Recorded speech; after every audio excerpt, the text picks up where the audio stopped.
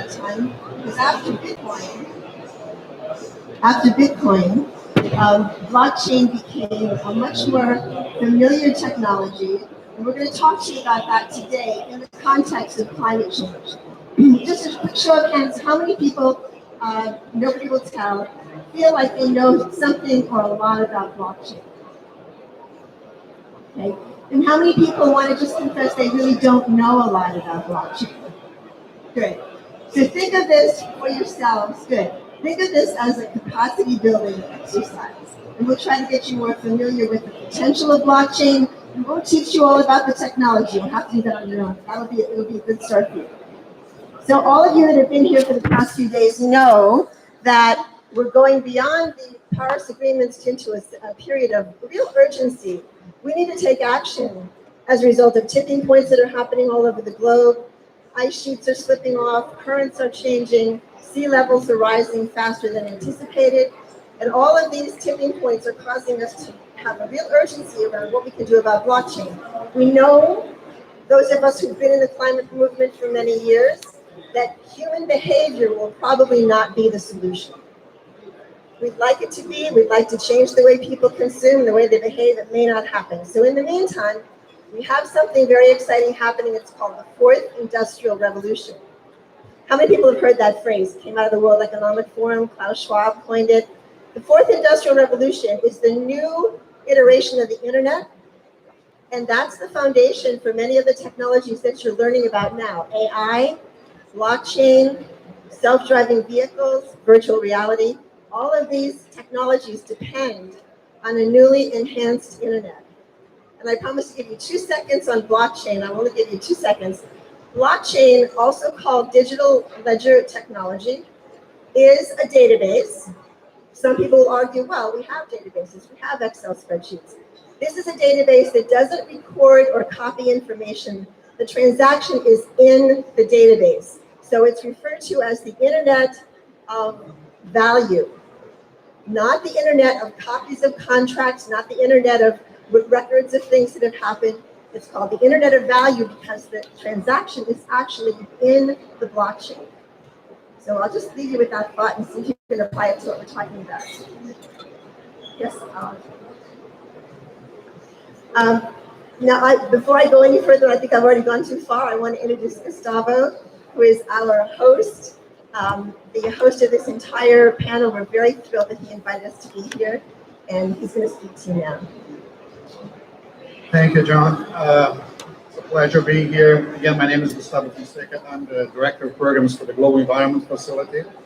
As you probably know by now, this pavilion being here for a few days, the GEF, along with GCF, the LDCF and SCCF, and Adaptation Fund, we together form the financial mechanism of this convention. The GEF, in addition to this, also serves as the financial mechanism of 4 other conventions: the Biodiversity Convention, the Convention to Combat Desertification, the Minamata Convention, and the Stockholm Convention to eliminate persistent organic pollutants. So it's a very broad mandate that we have, and there are, of course, needs across a spectrum of different themes and different challenges. So the topic of this session today is to look at potential applications of blockchain technology to help facilitate and accelerate commitments to the Paris Agreement. And we had, as the GEF, we have a scientific and technical advisory panel. So staff is managed by UNEP, One Environment, and recently we held a workshop with experts both on the environmental side as well as on the technology side. That was facilitated by the Meridian Institute, and you're going to hear from them today as well. And some of you were present in that workshop. And there we explored, what are the potential applications, and we're starting to look at this across some projects of the GEF. Not you can actually count your hands and your fingers and the number of projects that have been attempting to do that.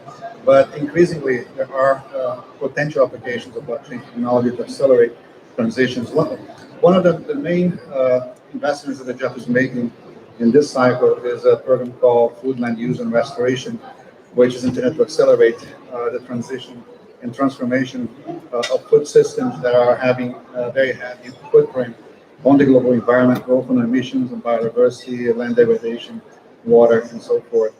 And one of the approaches that we are applying is working through supply chains. And one of the issues that we face on supply chain, of course, is traceability and being able to have traceable systems that are robust, that are that can't be manipulated and changed.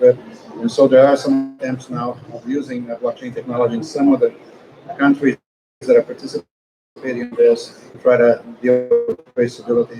One example has been tested for cattle in Uruguay, and there are other attempts in one other area that I mentioned before I let the panelists come in, which is something called the Capacity Building Initiative for Transparency.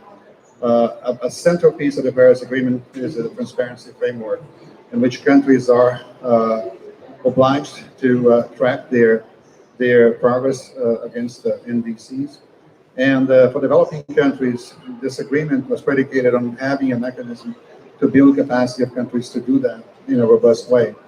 And so they created this capacity building initiative on transparency that the GEF was then asked to operate and to fund. And at least one country already is using blockchain, this is the case of Jamaica, to try to trace financial expenditures. Part of the part of the transparency framework calls on recipient countries, on developing countries, to report on financial technology transfer and capacity building efforts, both received and how they were applied. And they're trying to use this as the platform for reporting on that aspect. So there might be other attempts now at looking at this, but we need also to be able to provide this menu of options to the countries that we serve. And hopefully this event today is going to be a little bit of that discussion and helping countries to understand a little bit more the potential for technology. So with that, John, I'll pass it on to you. Thank you so much, and thank you for this opportunity. You'll hear more examples, and food traceability is an important one. I just wanted to mention there's some characteristics of the blockchain, just again, this is the end of your lesson. The blockchain gives integrity to the data because it's immutable. It cannot be changed once it's installed. It's transparent, it's efficient, and it requires cooperation. And you've heard in all these presentations about how important cooperation is. Blockchain is the execution of that cooperation, so keep that in mind. Okay, let's meet our panelists. And they're going to come up and join me on the stage as I introduce them. Our first panelist is Alistair Mark, who is the Director General of the Blockchain and Climate Institute. Alistair, do you want to come and join us? He founded the Institute in 2017, and it has grown very rapidly to over 80 expert volunteers around the world working on climate change and natural resources with the intention of taking an interest in global sustainability, and you'll hear more about that from Alistair. He is a very fascinating guy. I think of him as a strategist who executes. He has a lot of ideas. He's on the UK ISO Blockchain and DLT Standards Committee. He's the chair of the Energy, Climate Change, and Green Finance Parliamentary Group on Blockchain. And in 2018, his newly organized Blockchain and Climate Institute published a book that provides, there was the first compendium of illustrations of how blockchain could make a difference, and he'll be talking about some of those examples. So I'm delighted that Alistair is going to talk with us. He's going to talk about the use of blockchain for climate mitigation and finance. Plus, he's also going to talk a little about the research gaps that we still have in this very new field. Thank you. Dr. Bremley Lingo is the founder and CEO of Worldview Impact Foundation, and this is a climate change and sustainability organization, and Bremley has spent 20 years in this field. He's created this foundation himself. Bremley, do you want to join us here? He's got 20 years of experience with governments, IGOs, NGOs, and the private sector, interestingly, in Asia, Africa, and South America. So he brings a very international scope to his applications. And he's going to be talking about some cases that I think will surprise you. There'll be no spoiler alert. I will not tell you about it yet.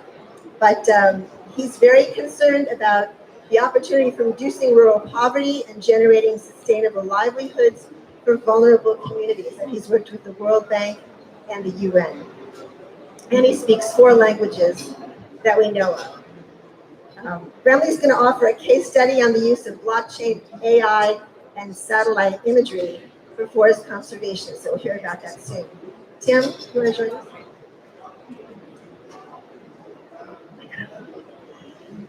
Tim Reutemann is visiting us from Switzerland today. He's a specialist in carbon markets, and he's worked in carbon markets in the private sector, in the government sector, in the academic sector. I think he's got the expertise from every direction, and he's going to share that with us. He's currently acting as a science officer for the Federal Office for the Environment in Switzerland, and his talk will be about aligning the speed and scale of international climate cooperation to the scientific requirements. And that really echoes what I said earlier. We have an opportunity with this new technology to do some things differently than we have in the past and to accelerate the pace of change. And he also has written a book, but we'll save that for later. We'll tell you about the book later. Tom, I went out of order. Tom Bowman, good friend, longtime expert. Tom has been looking at climate change since before we called it climate change. I think back when we called it greenhouse gas emissions. He's got 20 years. He's now the director of the Adaptation Ledger. And I like to think of him as a serial social entrepreneur. Since 2007, he has launched a series of companies and consortia and organizations, including the Greenhouse Gas Institute, which was his own co-founding, Interactive Leader, a technology group called Collaborees, and more recently the Climate Change Coalition, which now has, I think, 200 companies involved and growing. And his mission is innovating new technology-based solutions for more robust, collaborative governance systems. And Tom looks very closely at governance and has written research for my organizations in the past. He ran something we call the Climate Hub at a syndication called Global Solution Networks. He's deeply, deeply involved in this space. And finally, our 5th panelist is Masambi Tiohi. Masamba Tiohi, please join us. Masamba is a very distinguished member of the Secretariat for Climate Change. We're delighted that he could step in and join us for this conversation. He's managing sustainable development mechanisms and is leading the development of incentive mechanisms for climate action and regulations pertaining to measurement of climate outcomes. And you can imagine these are not easy things to measure. This is a very challenging opportunity. He's very interested in access to low-cost capital for clean investment in developing countries, and he's the chair of the FinTech Working Group of Global Clean Finance. That's a leadership program, and co-chair of the Climate Change Coalition with Tom. So that's a good partnership. He's got a PhD in energy systems, and in 1997, the president of Senegal called him the best scientist in Senegal. So thank you, gentlemen, all for joining us. We'll give them a round of applause, and they're going to go through their presentations from the podium. We'll try to hold questions, but feel free to interact if you wish, and we'll begin with Alistair.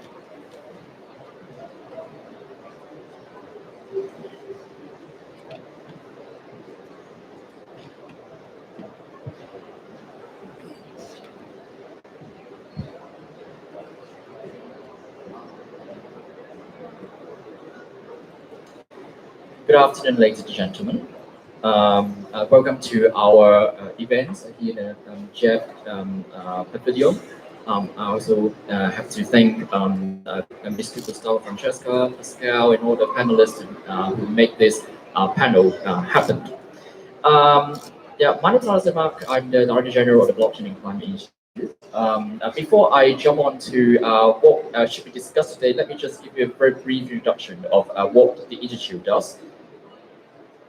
So the BCI is currently volunteers-led, not-for-profit think tank and advocacy group supporting governments in the deployment of blockchain and emerging digital technologies in climate change policy implementation.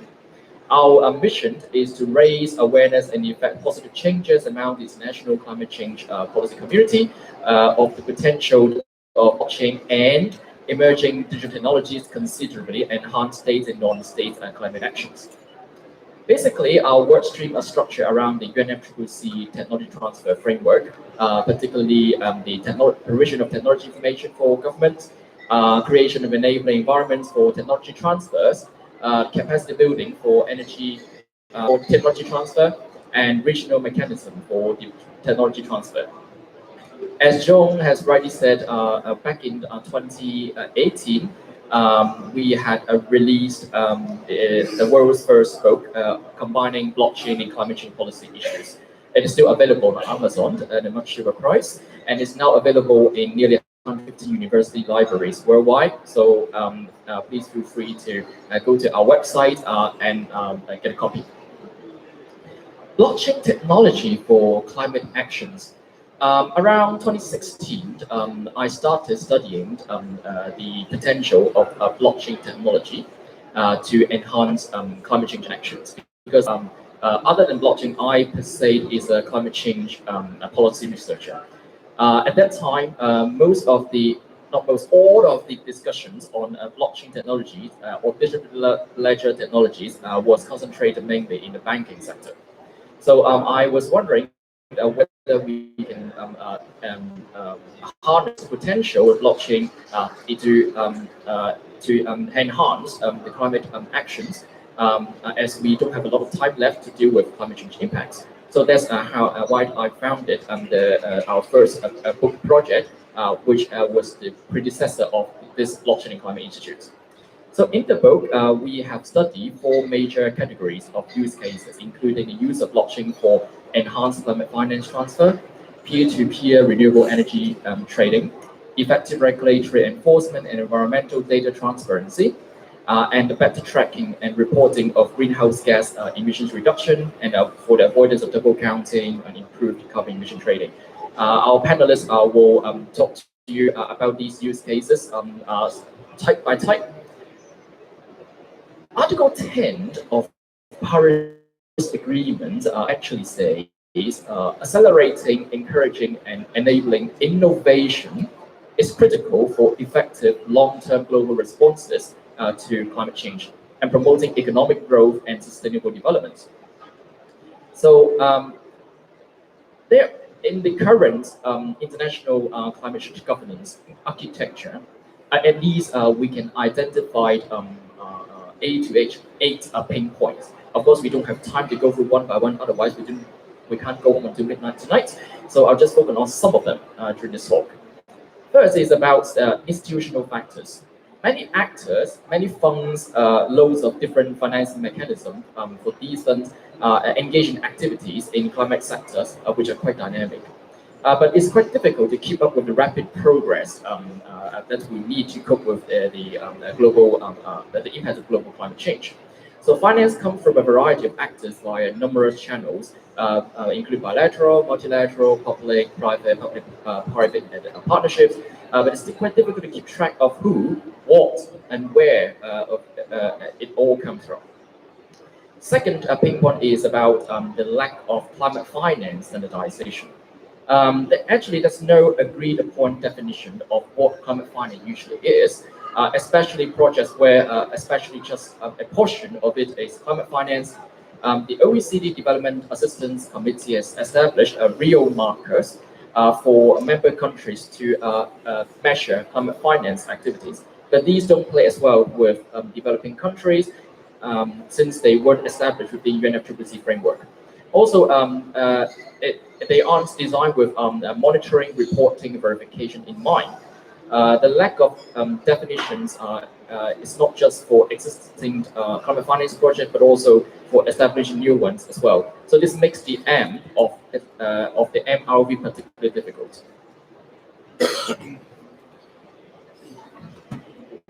But the third pain point is that since there's no agreed upon definition, accordingly, there's no agreed upon tracking method. It makes the M and V pretty hard. It's quite difficult to determine if developed countries really contribute $100 billion commitments per year as per the Paris Agreement. And also hard since climate finance is delivered through a multitude of instruments in developing countries. Private capital flows is generally quite difficult to track since there's no definition of what climate finance is again. The next pain point is about reporting system issues. Reports have different time frames, formats, and report to different groups. So actually, I would like to double down on point B above, in that there's no standardization in this field, not just difficult for collecting data to track flows, but sometimes organizations committed to climate finance have to report to multiple organizations in multiple ways. So this is quite expensive and burdensome. So what should be how can blockchain provide a solution for these main points? So I would like to raise four main points or main concepts underlying blockchain technology. So the key benefits blockchain could offer are transparency, cost effectiveness, efficiency, and stakeholder integration for enhanced creation of global public goods. Specifically, as the MRV processes nowadays are still largely pretty manual. It actually involves a lot of cost and it's quite time consuming. So, for example, if you want to increase the level of transparency in the management of climate finance, blockchain could provide that by collecting a report, by enabling the collection and reporting of how the combination parameters leads to determination of compliance with environmental treaties through the use of shared ledgers displaying relevant MRV parameters. Another example is how blockchain can cope with the challenge of being costly in practical MRV system. Coupling with the benefits of decentralized database with smart contracts, application and Internet of Things can help automate the process. Thus, we can lower the transaction cost and reduce the complexity of the entire MRV regimes, particularly for as part of the rule of the Paris Agreement. Hopefully, we can get some element like this at the end of the day. Against the third challenge of a time-consuming MRV system, blockchain and the decision-making via smart contract can make automatically or in real time without human hands. So it doesn't really matter where we are on holiday or we're on a flight. The data goes from point A to point B to automate climate finance flow automatically. Finally, blockchain could provide storage of MRV raw or primary data following a joint protocol, which could lay the ground for connecting the MRV frameworks from and end the era of data silos between different international organizations would help manage finance. So right now, over 90% of the money has gone to mitigation, while only 7% of them have gone to mitigation. And so in terms of how blockchain can be used for climate finance, I would say information from various sources in order to determine whether a particular project can give you a pretty positive or a long-term returns. And it can be used to automate and verify as carbon asset trading in the international carbon market. Finally, it can be used for the monitoring and evaluation of many projects funded with our climate money. Just give you a taste of the categories of use cases that we have studied, and our panelists will introduce to you type by type. In general, the application blockchain is quite lucrative for mitigation finance, including the automation of REC+ under forest management, the verification of renewable energy financing and trading, particularly at the community level, where neighbors could trade energy tokens among themselves in a very trustworthy environment. And finally, is about providing potentially a common carbon accounting, tax, and trading framework. to increase the trustworthiness in the international carbon market, which is quite lacking at the moment. For adaptation, although we have a slide here, other than that, I would like to mention the use of blockchain to automate disaster risk insurance, to automate the disbursement of adaptation funding for projects, and even water trading for arid areas. I'll leave it to Mr. Tom Bauman, who enlighten you further about how adaptation could benefit from blockchain. However, whether or not you can immediately see the potential of blockchain technology development actions or not, there are still quite a lot of hurdles to overcome if we want to adopt it in the mainstream. It includes collecting the right data. Blockchain is a distributed database. If there's no right data, it's garbage in, garbage out.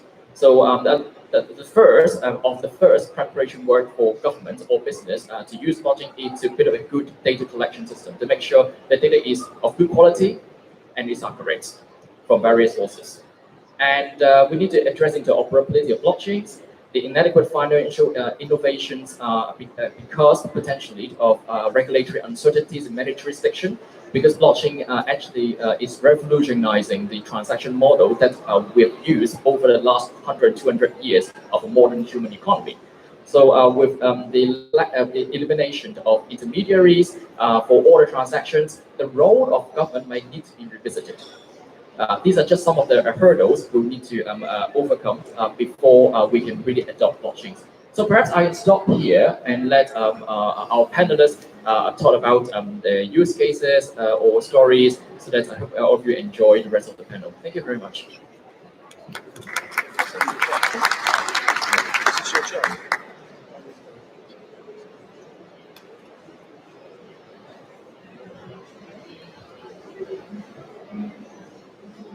So I don't have a PPT, but I'm going to show you some videos. So if you want to return to base, you're going to see the what we're doing in the field for applications of AI and potentially developing blockchain to help large-scale restoration of vital functional ecosystems. So before we start our video,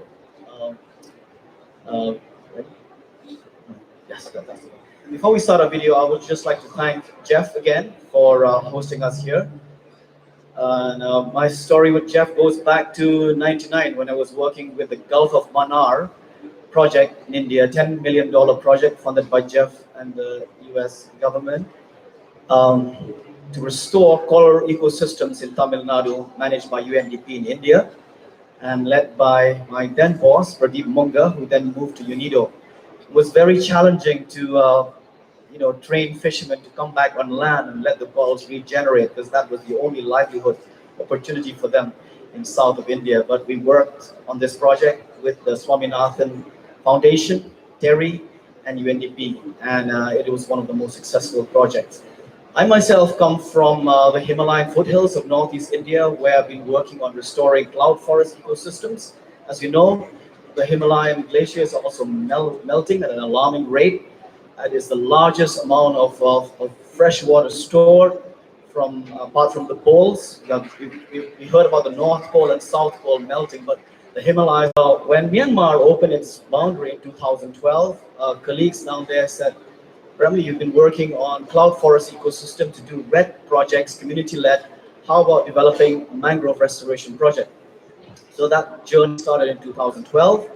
Now we've got 6.5 million trees in the ground, working with 2 marine science schools, the Ministry of Environment and Forests in Myanmar, in the Aravalli Delta.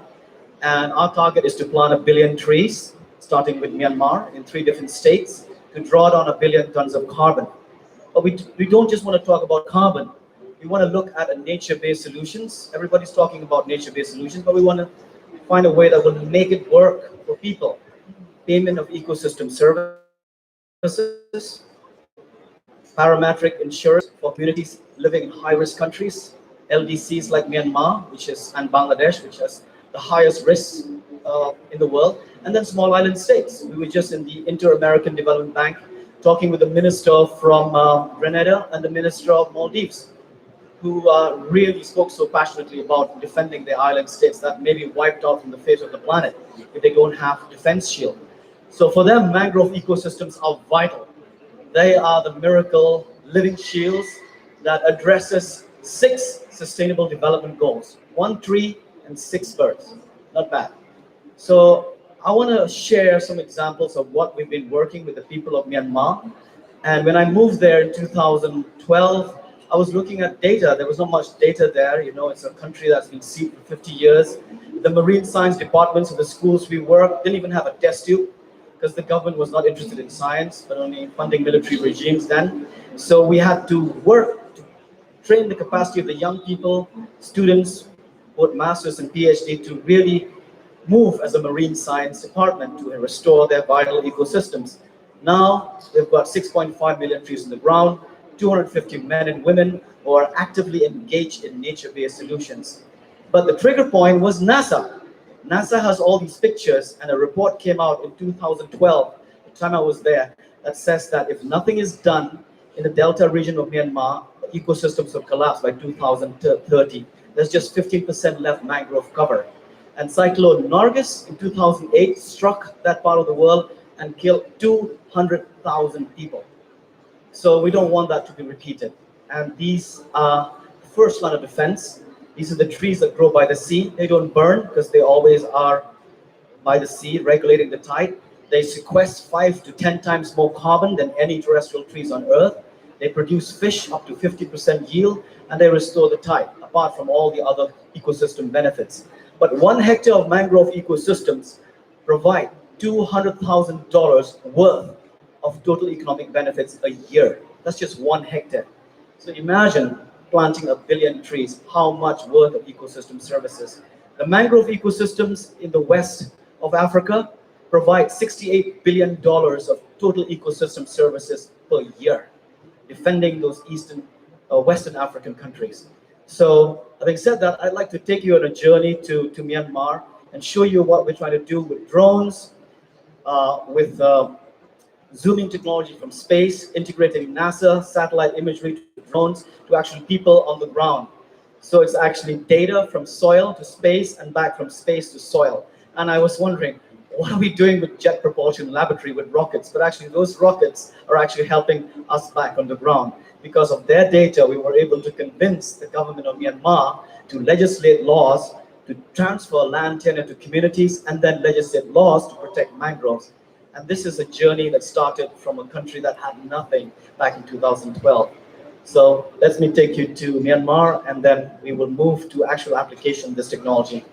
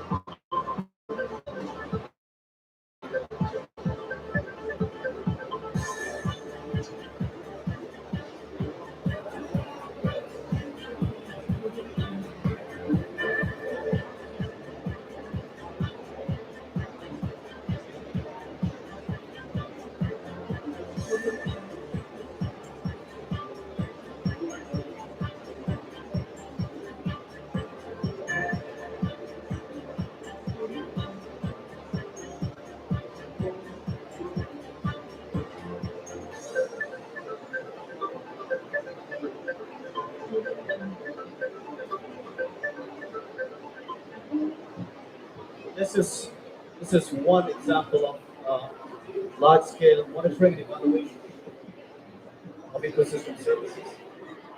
And I think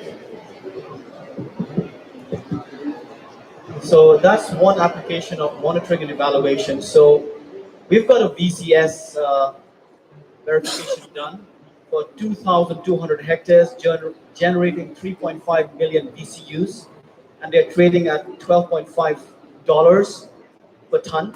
But I think the price of carbon will go to the voluntary sector. When we started, we had a grant from Letton Foundation for 3 million, which was meant to train young people to prepare these ocean warriors living by the sea in Myanmar who had nothing. But we were very efficient. We actually saved a lot of money. We planted 3 million trees. And then private companies came in, including Shell. And now we have 12 Korean companies engaging in planting and more. And a lot of young people from different schools in the US, they all want to have their own forests. And they're not talking about carbon. They want to talk about sharks. They want to talk about prawns. They want to talk about women and jobs and total ecosystem restoration. And that's what we need to move to a holistic approach of moving to ecosystem services benefits and rewarding the people who are maintaining the integrity of these ecosystems by the sea.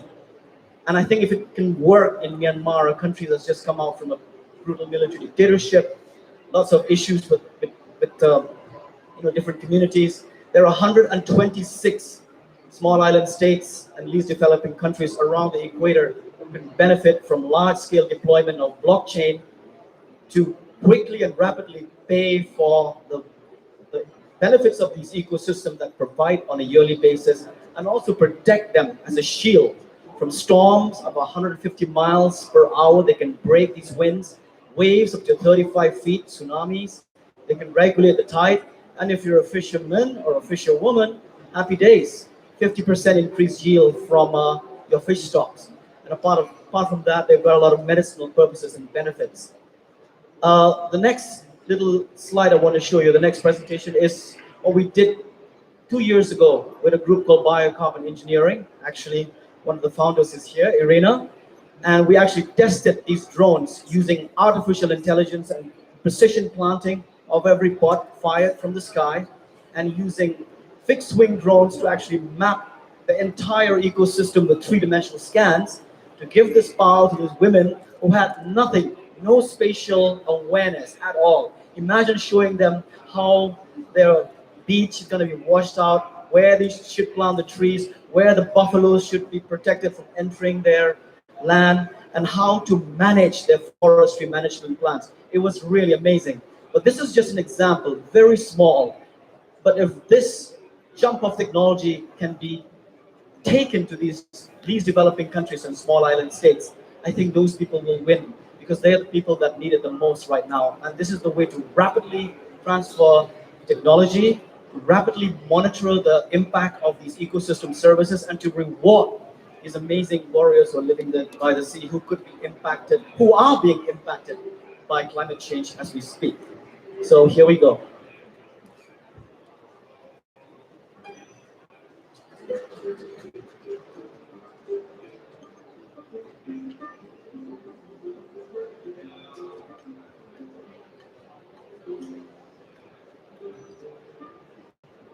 What we see here today is a bare landscape, but what we're going to see in 10, 15 years' time is actually a rich, lush mangrove forest. We've trialled several different methods of planting to determine what is the best way to restore this ecosystem.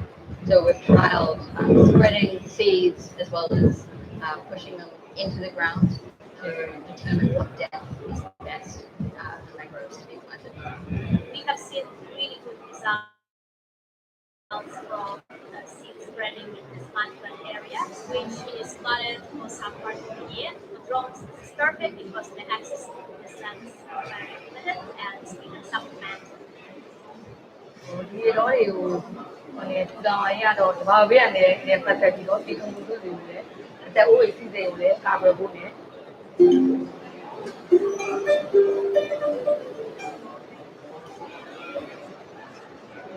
ီတော့မြေပုံနဲ့ဆိုတော့ကျွန်တော်တို့စိုက်တဲ့တိုးတဲ့နေရာမှာလုပ်ငန်းလုပ်တဲ့အခါမြေပုံတွေကတော့ပိုကောင်းပါဘူးဟိုနေဘယ်နေရာမှာဘာလို့စိုက်တာလဲဘယ်နေရာမှာဘာရှိရလဲတော့မြေပုံတွေကတော့အောက်တော့ထောက်ရိုက် ဒီလိုဟိုဘေးကဧည့်သည်လာတယ်အဲ့ဒါကျွန်တော်တို့မြေပုံနဲ့ရှင်းပြလို့ပူတယ်လုပ်ငန်းကိုင်တဲ့မြေပုံနဲ့ The mangrove forest that is going to be restored here is going to provide shelter for crabs, food fisheries, and it's going to draw down carbon out of the atmosphere.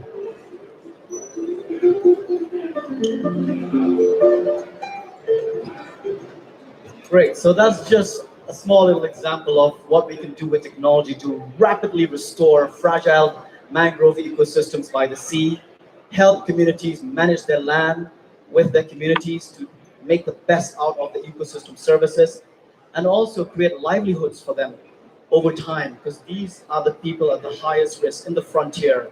And I want to thank the GHR Foundation from that. A call by the Pope, while Trump was calling people to build walls on the border of Mexico, the Pope was calling young people to build bridges.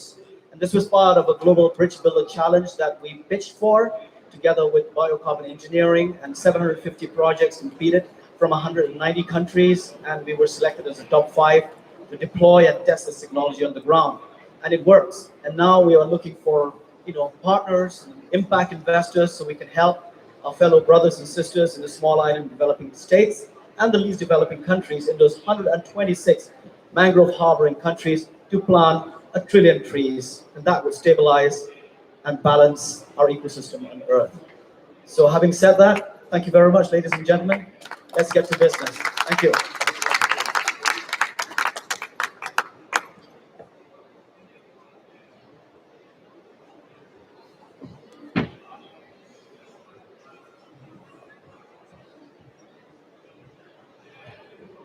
I'm not sure what the presentation is for you. Hello, everyone. My name is Tom Bauman, and I'd like to say thanks to the Global Environment Facility for hosting this event, and to Mr. Mark and the Blockchain and Climate Institute for organizing this event. Having worked at a climate fund from 2001 to 2005, I can say very confidently that I wish I had blockchain and digital solutions to help me with my job back then. It was a $1.2 billion fund that operated for 10 years, and our job to do due diligence and to track the impacts of our investments would have been made a lot more easy within our fund, because we had quite a few investors who'd like to track the impact of their funds, and then quite a few projects as well. So I've been here since the beginning of COP25, and every single day I've done at least one blockchain event in my role as co-chair of the Climate Change Coalition with Masama Tioe of the UNFCCC Secretariat, doing working meetings, press conferences, side events, on and on. And it's great to see that there's such a robust community developing, digital innovation community, not limited to blockchain, but all of the allied technologies as well. And just this morning, we held a joint meeting with INACPA, which is the International Association for Trusted Blockchain Applications, which was started earlier this year. It's located in Brussels with the support of the European Commission, and there's hundreds and hundreds of members, not only blockchain companies or technology companies, but governments and multi-stakeholder as well.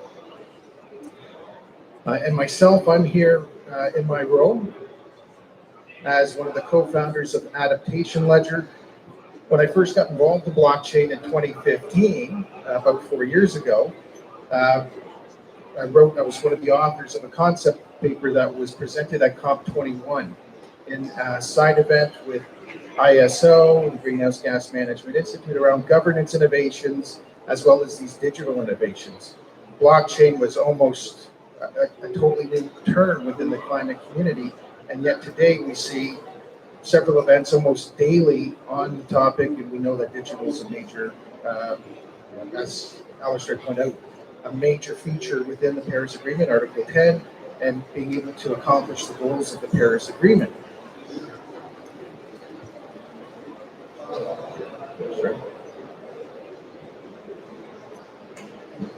And so adaptation is a particularly challenging case relative to, for example, mitigation and emissions, as well, especially in the case of finance, because of those underlying barriers and complexities that relate to adaptation. Mitigation and emissions management has arguably had a head start of a few decades in terms of developing the institutional arrangements and infrastructure, as well as the finance, all of the technologies and companies. But adaptation is following and still far behind. If you look at climate finance, broadly speaking, and there should be a target of 50-50 of finance going between adaptation and mitigation. Adaptation finance far behind, relatively speaking, and in terms of what is necessary to develop resilient communities and businesses.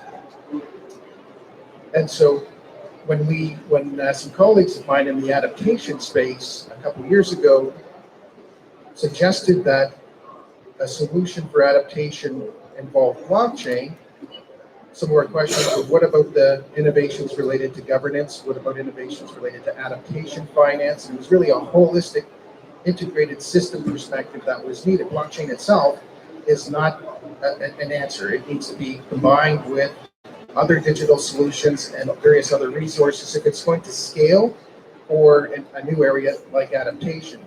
Relatively speaking, in my own words at least, adaptation is something of a greenfield opportunity relative to the mitigation side, to be able to bring the transformative effects of not just digital innovation, but governance innovation.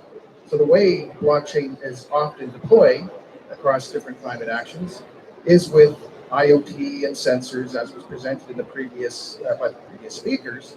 But there's also the AI, the analytics, technologies called smart contracts, which is a bit of a misnomer, but essentially the means in which to code in the methodological rules, whether that's technical rules, business or legal rules, programmatic rules, to automate those processes so there's less manual accounting or management and auditing involved, and it's been largely digitized. That helps drive down the costs, provide greater resolution and traceability, greater resolution on a time basis, as well as many other benefits.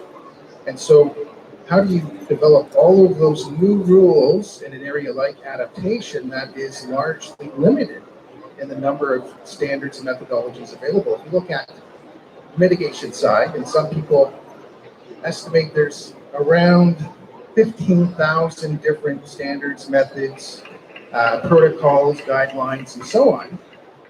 And I think all acknowledge adaptation is significantly more complex than carbon accounting. And so adaptation, and being very context specific, how which adaptation measures are meaningful in a place like Canada, where I'm from, which is very cold, versus another place that's tropical, are going to be substantially different in terms of the methodologies needed to do the monitoring and evaluation to demonstrate that those adaptation benefits are real, and to mobilize the finance into those adaptation activities. And so there's no sense going ahead and creating a blockchain application in the absence of creating these supporting systems. In fact, I'm looking over at Joan again, because that was a report I had written for the Blockchain Research Institute back in 2017, that we need governance innovation from all of the stakeholders involved that are necessary to shape those rules that then are really the means with which digital tools do their magic in a way that ensures environmental integrity, because data-driven solutions, very important for sure, nobody's going to argue that. But unless they're purpose-driven and they incorporate the ethics and rules, they're not going to hit the target that we need to see in terms of sustainable results overall. Sorry, I have to turn around because this does not show what's up on the screen. Yeah, so this is just a quick summary to demonstrate the adaptation gap that's involved in the various barriers that I mentioned, the different benefits that blockchain and digital solutions can provide. And so, as I mentioned previously, I'll try to be quick because I know there's still many speakers to come. Looking at an integrated solution that recognizes that adaptation in terms of climate change and climate action is just one area.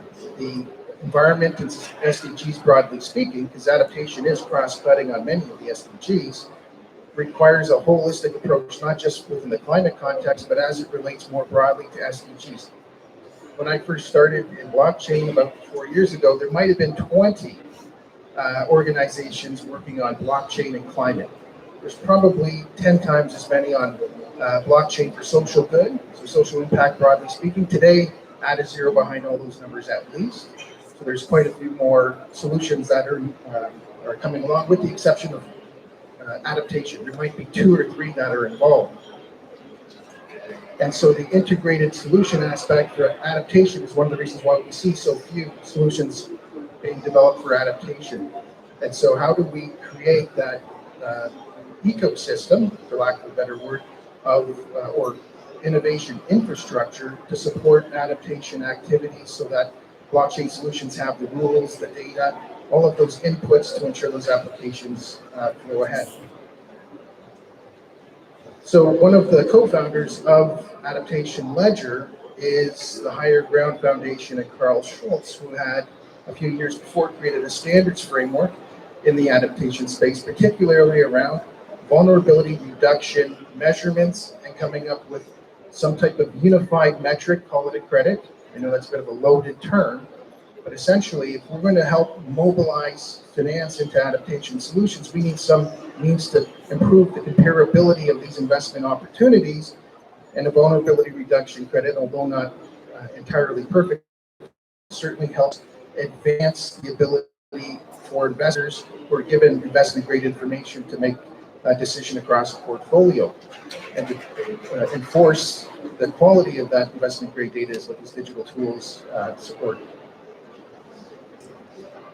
In the interest of time, I won't go through this relatively complex figure, but it's meant to simply convey that there is an ecosystem involved of service providers, climate data, and users across a number of applications, whether it's climate resilient supply chains, which is one of the foremost applications for blockchain, is in the supply chain sector, whether that's on the adaptation side or the mitigation side.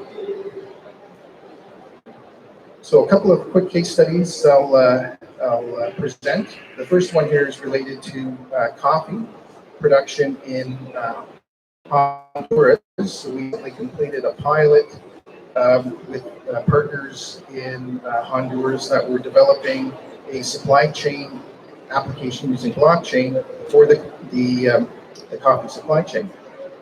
They were using a blockchain called BEX 360, and we were suggesting to them that they could look on farm, because they were using the blockchain starting at the cooperatives after the farm, to tackle the issue of the problems with the coffee rust, diseases, and supplies. What could the farmers do to implement solutions to make their coffee production more resilient and secure that coffee supply? And how could we add that into an existing blockchain application for supply chains? So many of these applications will be designed to work together because there's so many issues to be addressed.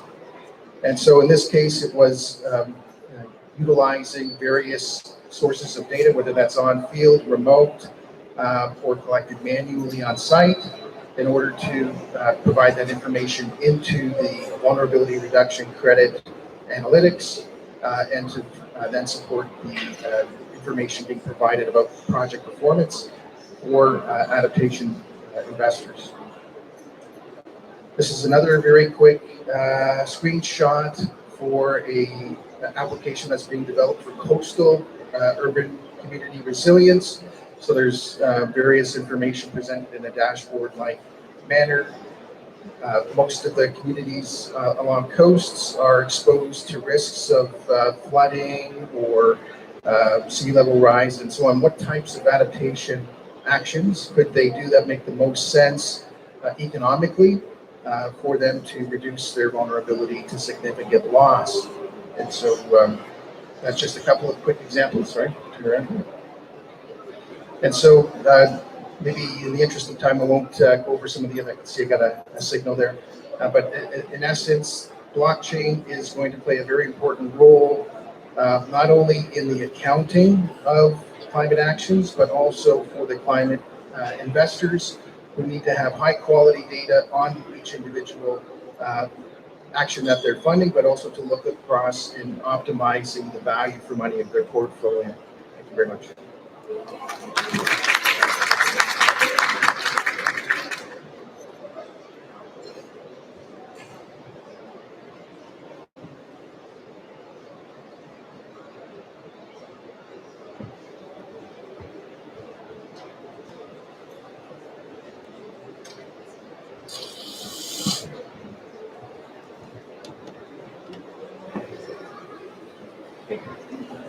So I need two quick qualifiers before I dive into my topic. So the first one is I will take off this badge because I just very recently started working for the Swiss government, and I'm really here in my function as a private innovation entrepreneur that I was just before starting this new position with the Federal Office of the Environment. So please take me just as that. It's my private opinion.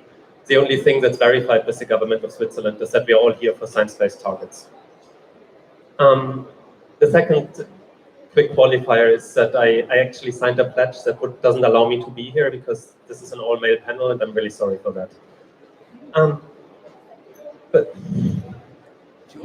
yes, we have a moderator, so thank you for being here. And I also would like to very much thank the GEF for the opportunity for being here, and also for the amazing work that you have been doing for the last few decades.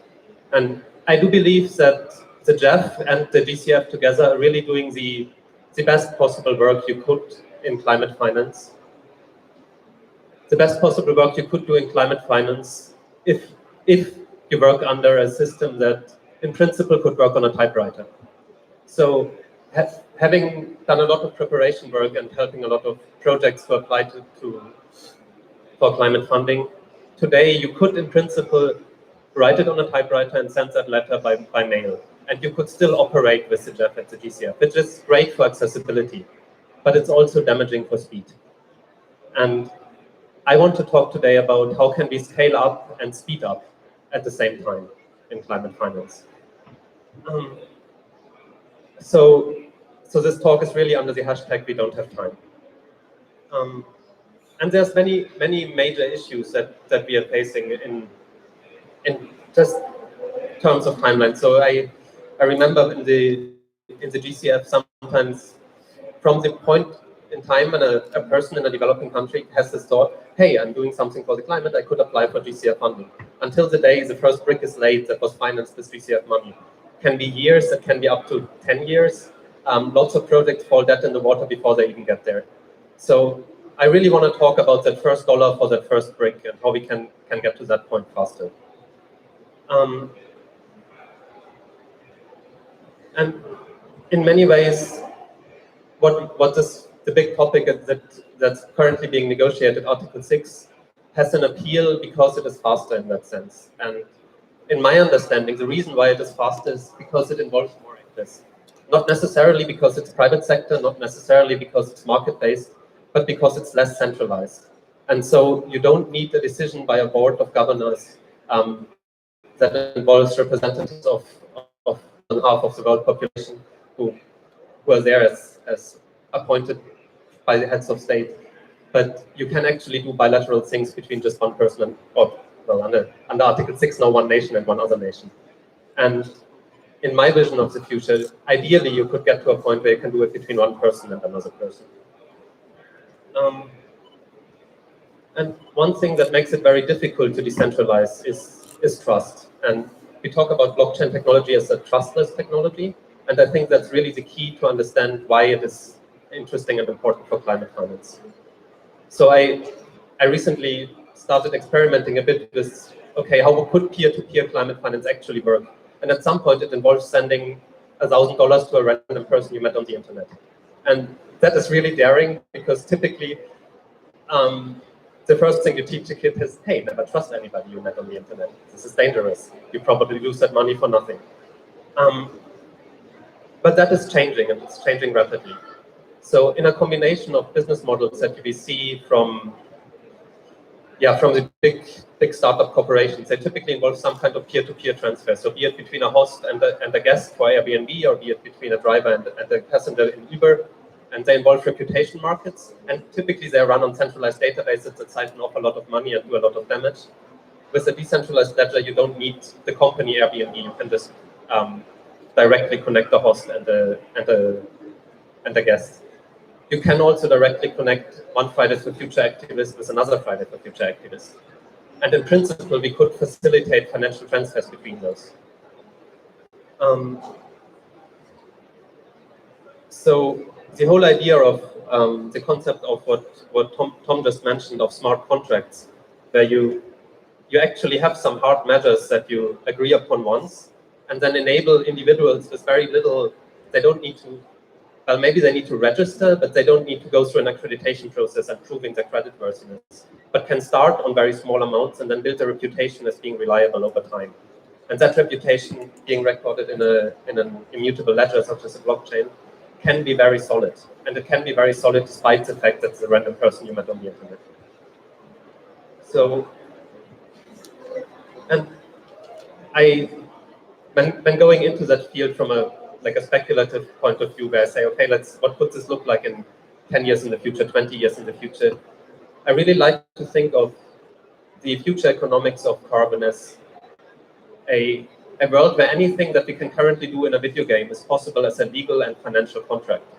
So we don't need to sign a piece of paper. I don't need to tell a bank to send money. I can do all that in a user interface that's basically, I don't know, World of Warcraft, where 3 experts meet to solve a problem.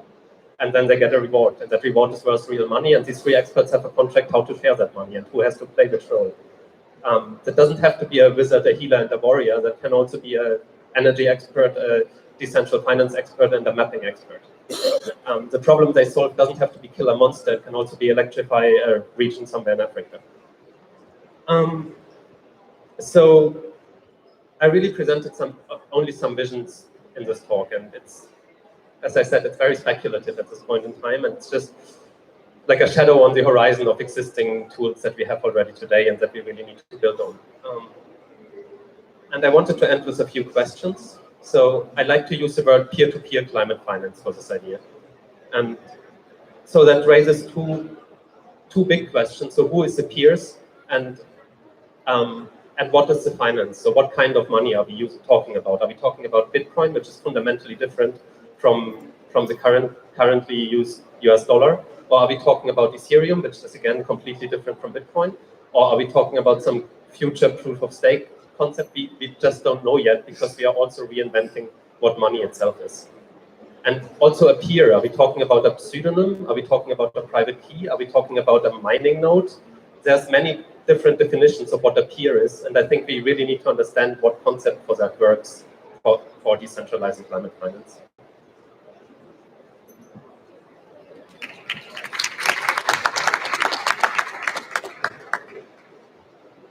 Thank you, Tim. And we're now going to ask Lusamba to take a few minutes and give us a high-level perspective on where he thinks this path is leading. Alistair may need to step out during the talk because he has another panel to present, but I want to thank Alistair for joining us. Thank you, and good afternoon, everybody. My name is Masamba Joy. I'm leading the Regulatory Development Unit of the United Nations Climate Secretariat, and I'm co-chairing the Climate Change Coalition with my friend Tom. The use of digital technology for climate action is something extremely important for the UNFCCC Secretariat for several reasons. Finance and innovation are 2 important levers that need to be actioned if we want a successful implementation of the Paris Agreement. So finance is important, innovation is important. I think it's now well understood, and most of the key actors in this sector are putting a lot of focus on these different things. Additionally, the UN Secretary General requested all the UN agencies to leverage innovation, digital technology, to serve people and the value of the United Nations. So this is one strong reason why we have a lot of interest in this digital technology. Another aspect also important that justifies why the UNFCCC Secretariat has invested in this digital technology. You know that climate action is all about cooperation.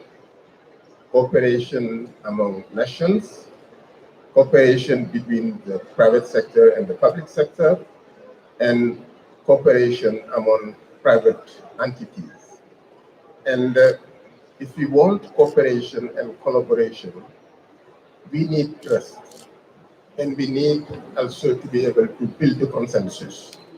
And as it was mentioned several times, trust and consensus are exactly two important functionalities some of these new emerging digital technology are providing, such as DLT.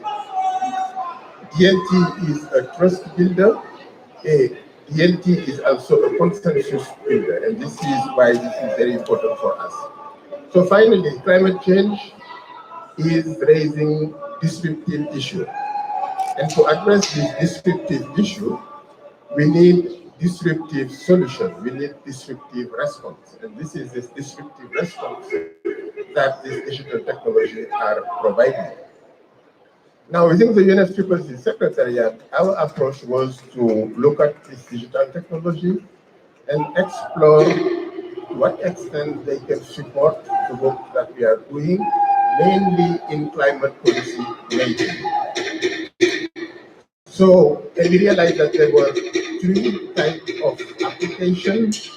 There were situations where, let's say, it's nice to have this type of technology, and there was situations where this technology improved.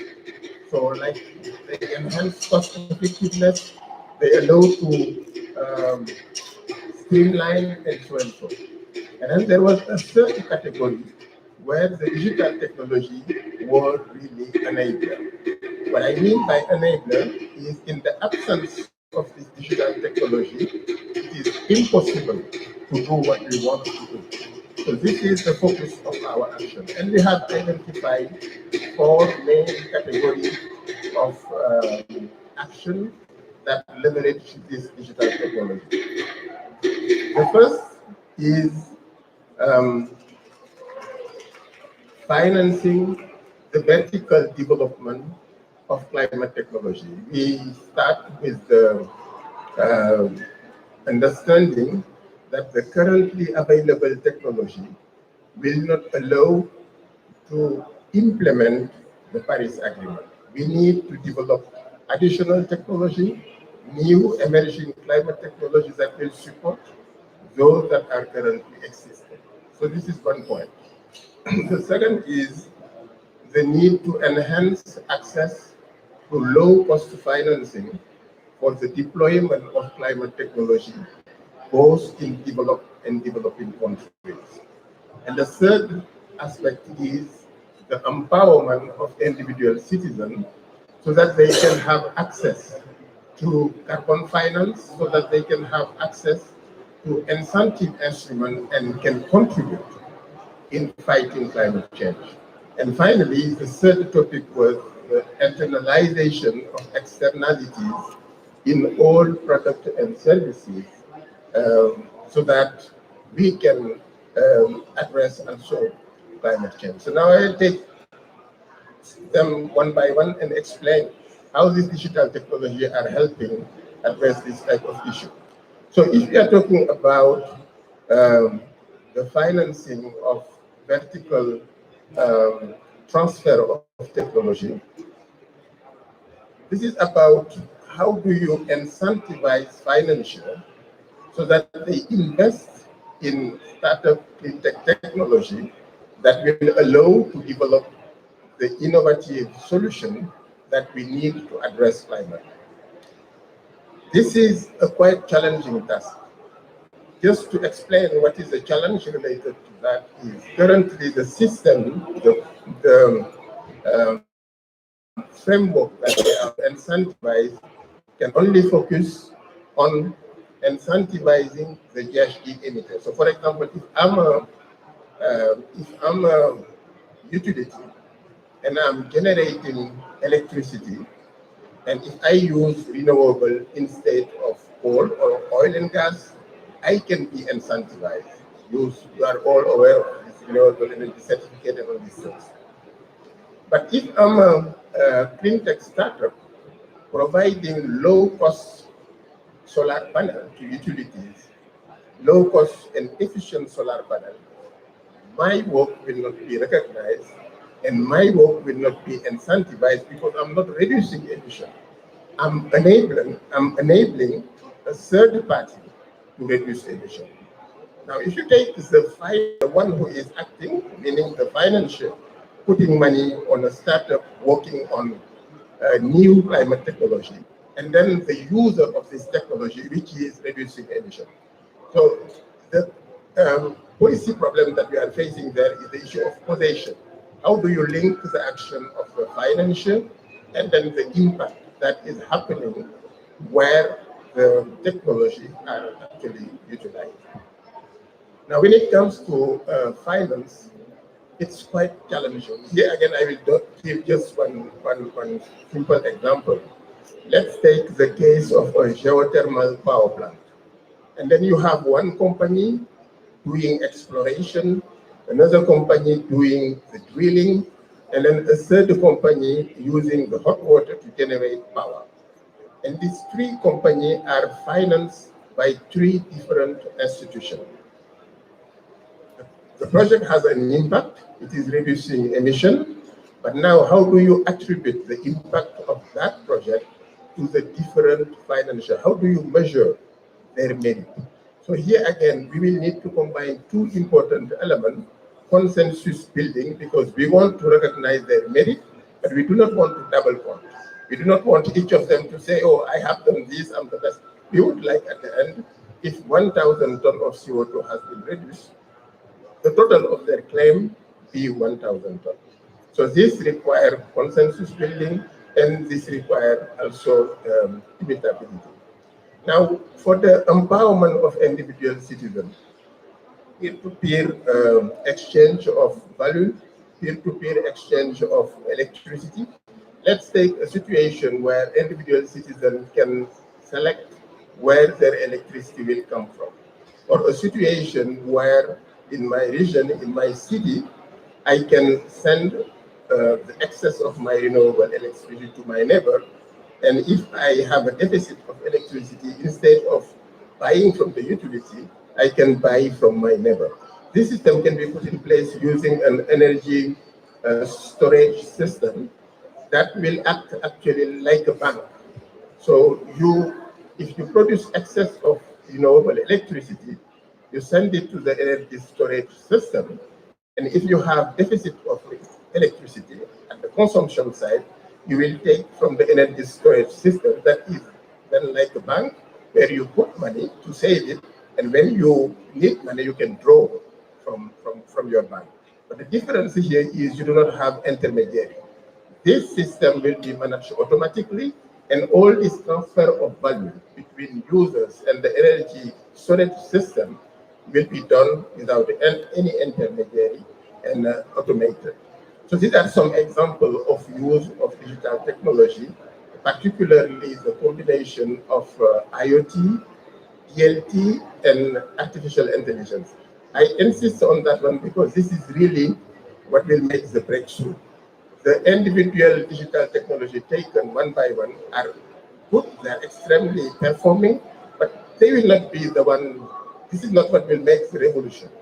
The revolution is the combination of these three digital technology, Internet of Things, DLT, and artificial intelligence that allow to cover the entire value chain of data, where you can trust saying in your presentation, garbage in, garbage out. If you want to ensure that you do not have garbage in, IoT can address that aspect at the level of production of data, and then DLT ensures the transfer, and artificial intelligence, the processing of this data. So I will stop there and take more questions during the Q&A. Great, thank you. Thank you. Give him a hand. Yeah, so before I go, just let me promote our next event. So actually, I guess all of you have lots of questions in your mind about whatever we've just discussed or introduced. So in the next session at the South Africa Pavilion, we will start a deep dive on the use of blockchain for climate disaster risk insurance. It will start at 4:45, and so I need to go there to get prepared. And then I hope you enjoy the Q&A session. Thank you very much. Thank you, Alistair. Nobody move. No, I'm just kidding. I'm just kidding. But let's take some questions. We've heard a lot of information. We've heard a lot of examples. Some of you, there are no bad questions. If blockchain is relatively new. I heard Tim mentioning trustless. And when you hear trustless, you think, oh, well, then I guess I can't trust it. It's actually the opposite of that. So any questions that you have? Yes. Hi, thank you. My name is Nicole DePaulo. I'm from Brazil, but based in Germany. So congratulations on this panel. I think it's great to see the issue of blockchain entering this field of more of governments. My question today is Gender Day. So what a great way to celebrate that. Thank you for at least noticing that, because I think my question is, of course, a little bit of provocation, but I see a lot. Do you think blockchain is a new way to discriminate women? Because then we see